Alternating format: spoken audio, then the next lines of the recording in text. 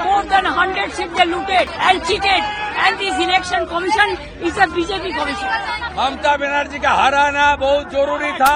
ভারতের পশ্চিমবঙ্গ বিধানসভা নির্বাচনে দীর্ঘ ১.৫ দশকের মমতা বন্দ্যোপাধ্যায়ের শাসনের অবসান ঘটিয়ে বিজেপির ঐতিহাসিক জয় দক্ষিণ এশিয়ার রাজনৈতিক অঙ্গনে নতুন এক বাস্তবতা তৈরি করেছে। এই পরিবর্তনের প্রতিফলন এখন স্পষ্টভাবে দেখা যাচ্ছে ঢাকার রাজনৈতিক ও কূটনৈতিক বিশ্লেষণেও, যেখানে শুরু হয়েছে নতুন করে হিসাব নিকাশ। পশ্চিমবঙ্গ যেহেতু বাংলাদেশের সীমান্তবর্তী একটি অত্যন্ত গুরুত্বপূর্ণ ভূ রাজনৈতিক অঞ্চল, তাই সেখানে ক্ষমতার এই পালাবদলকে শুধু আঞ্চলিক রাজনীতি নয়, বরং বাংলাদেশ ভারত সম্পর্কের ভবিষ্যৎ কাঠামোর সঙ্গেও যুক্ত করে দেখছেন বিশ্লেষকরা। তাদের মতে পশ্চিমবঙ্গে বিজেপির ক্ষমতায় আসা তিস্তা পানি বন্টন থেকে শুরু করে সীমান্ত ব্যবস্থাপনা পর্যন্ত একাধিক ইস্যুতে নতুনভাবে প্রভাব ফেলতে পারে। তিস্তা ইস্যু নিয়ে কূটনৈতিক বিশ্লেষকদের মতে এই চুক্তি এখন আর শুধু কূটনৈতিক নয়, এটি ভারত ও বাংলাদেশের রাজনৈতিক সম্পর্কের সঙ্গে সরাসরি জড়িত। ফলে কেন্দ্র ও রাজ্যে একই রাজনৈতিক শক্তি এলে তিস্তা ইস্যুতে অগ্রগতি আসতে পারে। আবার অনেকে সতর্ক করেছেন এই ইস্যু আরও রাজনৈতিক জটিলতার শিকার হতে পারে।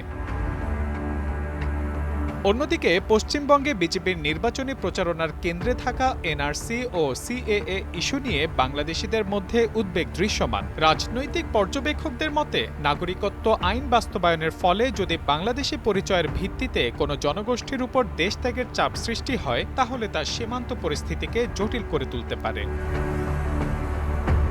সম্প্রতি এই পরিচয়কে ইস্যু করে বাংলাদেশে পুশিন প্রসঙ্গে এনসিপির সদস্য সচিব সংসদ সদস্য আক্তার হোসেন আশঙ্কা প্রকাশ করে বলেছেন, পশ্চিমবঙ্গের নির্বাচনে বিজেপি ক্ষমতায় এলে তারা লক্ষ লক্ষ কাঙ্গালু বা অবৈধ অভিবাসীকে বাংলাদেশে পুশিন করবে।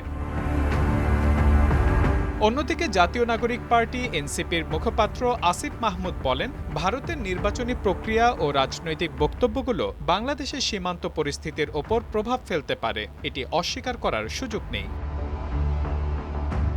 জামায়াতে ইসলামের সেক্রেটারি জেনারেল মিয়া গোলাম পরোয়ার বলেছেন, ভারতে হিন্দুত্ববাদী রাজনৈতিক প্রবণতা এবং সংখ্যালঘুদের প্রতি আচরণ নিয়ে উদ্বেগ রয়েছে। তিনি আরও দাবি করেন, দ্বিপাক্ষিক সম্পর্কের আড়ালে আঞ্চলিক রাজনৈতিক উদ্দেশ্যগুলো বিবেচনায় নেওয়া দরকার।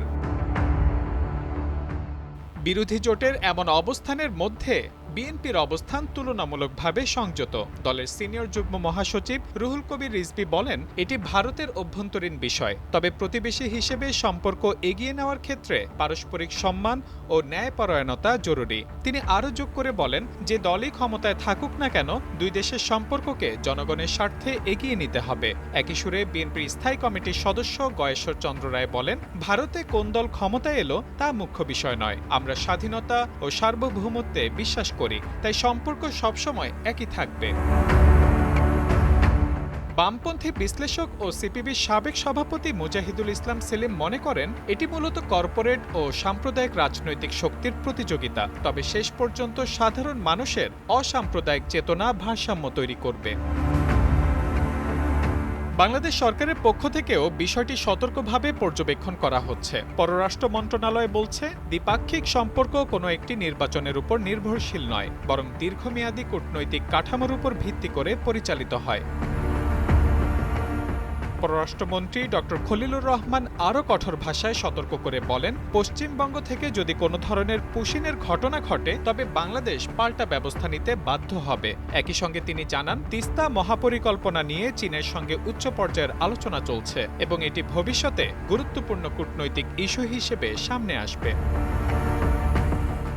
পশ্চিমবঙ্গের এই রাজনৈতিক পরিবর্তন এখন কেবল একটি রাজ্যের ক্ষমতার পালাবদলই নয়, বরং এটি বাংলাদেশ ভারত সম্পর্কের ভবিষ্যৎ সমীকরণেরও নতুন প্রশ্ন তৈরি করেছে।